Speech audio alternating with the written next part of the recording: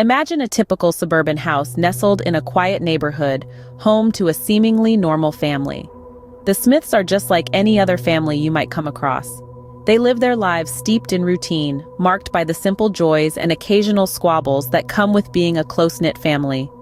Their day begins with the warm aroma of coffee brewing, the rustling of the morning paper, and the chirping of birds outside their window. The father, a hard-working man, kisses his wife and children goodbye as he leaves for work. The mother, a beacon of love and care, busies herself with household chores and the children's needs. Their youngest, a cherubic 6-year-old named Lily, is the apple of their eyes. She is a bundle of energy, her laughter echoing through the house, her innocent antics bringing a smile to everyone's face. Lily spends her day in a whirl of activity, playing with her toys, helping her mother in the kitchen and chasing butterflies in the garden. Her vibrant spirit is a constant source of joy and amusement to her parents and older siblings. The family shares their meals together, their dining table filled with chatter and laughter. They talk about their day, share jokes, and revel in the warmth of family love. In the evenings, they gather in the living room, enjoying quiet family time.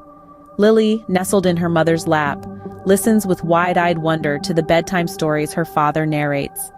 As the day winds down, the house grows quiet. The children are tucked into bed, kissed goodnight by their loving parents.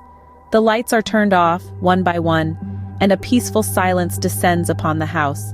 The Smiths retire for the night, their hearts filled with contentment, their minds free of worry. They sleep soundly, nestled in their warm beds, their dreams as innocent and peaceful as their lives.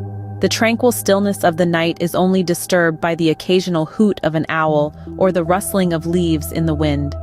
As night falls, the family retires for the night, unaware of the terror that awaits them. As the moon ascends, casting long, eerie shadows, an uncanny silence engulfs the house. The stillness of the night is broken only by the soft whispers of the wind. The day's laughter and warmth are but distant memories, replaced by the quiet serenity of the night. The nightly routines unfold like a well-rehearsed play. The mother, her voice soft as silk, reads a bedtime story to her young child. The father, strong and reassuring, tucks the child snugly into bed, a safe haven from the monsters of the night. The child's room, adorned with cheerful toys and colorful drawings, is a stark contrast to the impending darkness outside. The scent of lavender lingers in the air as the parents kiss their child goodnight, their hearts filled with a love so profound it could move mountains. They retreat to their own sanctuary, their room bathed in the gentle glow of the moonlight seeping through the window. As the house falls into a deep silence, the ticking of the grandfather clock in the hallway resonates like a heartbeat, marking the passage of time. The family, secure in their peaceful slumber, is oblivious to the unsettling shift that's about to occur. Suddenly, the child stirs. His small frame rises from the bed, his feet touching the cold floor. His eyes, usually sparkling with youthful innocence, are vacant and devoid of emotion. As if guided by an unseen force, he begins to sleepwalk. He shuffles out of his room, his tiny steps echoing in the silent house. His path is unerring. He navigates the hallway, passing the familiar family portraits, their smiling faces oblivious to the eerie spectacle unfolding. He reaches the door of his parents' room. His small hand reaches out, pushing the door open with an unsettling ease. The child, with eyes vacant and expressionless, makes his way to his parents' room. The peaceful night has been broken, replaced by a chilling uncertainty that lingers in the air. As the moon continues its ascent, casting ever longer shadows, one can't help but wonder what the night will bring next. In the dead of the night, a chilling whisper pierces the tranquility. A child, lost in the labyrinth of sleepwalking, stands by his parents' bed, casting a small, eerie shadow over their slumber. A soft voice, barely more than a breath, escapes his lips. "I'm sorry. The devil told me to." These words, laced with innocence and fear, hang heavy in the air, a chilling whisper that disrupts the peace of the night. The parents, jolted from their dreams, lay frozen for a moment. Their hearts pound like war drums in their chests, their eyes wide open in the darkness, trying to make sense of the silhouette standing by their bed. The mother reaches out, her hand shaking to touch her child, to reassure herself that he is real, that this is not some nightmarish illusion. The father fumbles for the bedside lamp, its light slicing through the darkness, revealing their child's somnambulant state. Their minds reel with shock and fear. The whisper, the devilish confession, echoes in their ears, a spectral soundtrack to their growing horror. They exchange a look of disbelief, their eyes reflecting the terror that has suddenly invaded their sanctuary. The mother pulls her child close, her protective instinct kicking in, while the father grapples with the reality of their son's words. Frantic attempts to understand the situation ensue. Questions are thrown into the night, each one a desperate bid for clarity. Was it a dream? Is their child possessed or merely sleep-talking?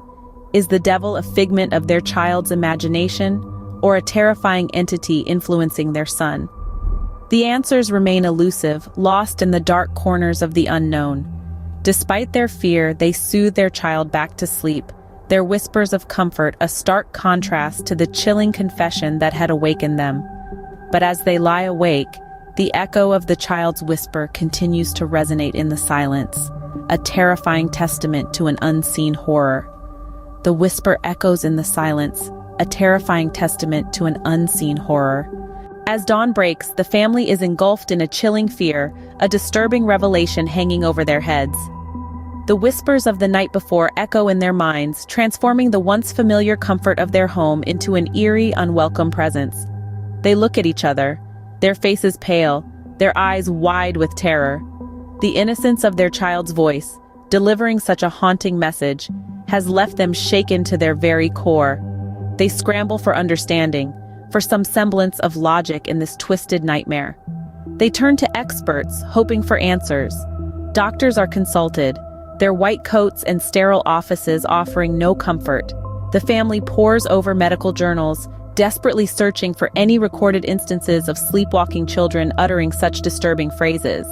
But the doctors are baffled, their scientific minds unable to provide a rational explanation for this chilling occurrence. Next, they seek solace in the spiritual realm. Priests are called upon, their solemn faces reflecting the gravity of the situation. The family clings to their faith, praying for divine intervention. But the priests are just as perplexed, their holy scriptures offering no clear guidance. Psychologists are brought in, their understanding of the human mind their only weapon against this unexplainable horror. They delve into the child's subconscious, trying to unravel the mystery of the whispered words. But they too are left stumped, their theories and hypotheses failing to provide the much-needed comfort. The family is left in a state of despair. They have sought answers in science, in faith, in human understanding, but to no avail. The reality of their situation sets in. They are alone in their fear, their struggle to comprehend the chilling whisper from their child. The words of the child continue to linger, a chilling reminder of the inexplicable horror. The family is trapped in their own home, their own lives, a chilling revelation that is far more disturbing than any ghost story or horror film. This, they realize, is their reality, and they are left to face it with no explanation, no comfort, and no end in sight. As night falls again, the terror continues. The veil of darkness descends, the stars twinkle eerily in the night sky, and the once peaceful home is swallowed by a chilling dread. The child, our little protagonist of this horrifying tale, succumbs to the strange nocturnal ritual once more. Sleepwalking, a phenomenon so common, yet so alien in this circumstance. Each night, the child stumbles out of their room, the soft padding of little feet against the cold hardwood floors echoing through the silence. The parents, huddled together in their room, hearts pounding in their chests, wait for the inevitable. The door creaks open, the sound slicing through the quiet like a knife. And there it is, the whisper, soft as the wind, yet filled with an unimaginable terror. "I'm sorry, the devil told me to." The words, always the same, resonate in the air, a chilling mantra of fear and confusion. It's a cycle, a terrifying repetition that has the family caught in its cold, relentless grip. Their once cheerful child, now a harbinger of nightly terror. They've sought help, of course. Doctors, therapists, spiritual healers, anyone who might provide some solace, some explanation. But the answers remain elusive, the solution out of reach. The child, in the light of day, remembers nothing, their innocence untarnished by the nightly horrors. It's a dichotomy that only serves to heighten the terror, the contrast between day and night, innocence and horror, leaving the family in a state of perpetual fear. Each day is a countdown to nightfall, every moment of peace tainted by the knowledge of what's to come. The whispers, the words, they're more than just a child's sleep talk now. They've become a symbol, an embodiment of an unseen terror, a daily reminder of a horrifying mystery that remains unsolved. And so the cycle continues, each night bringing the same terrifying whisper, leaving one to wonder, what does the devil want? Y'all, we're wrapping up here, but don't you go anywhere just yet. Show some love, hit that like button. Fancy more content like this? Go on, subscribe and let that bell icon ring so you won't miss a beat. Thanks for tuning in, and remember, sharing is caring. Until next time, stay tuned.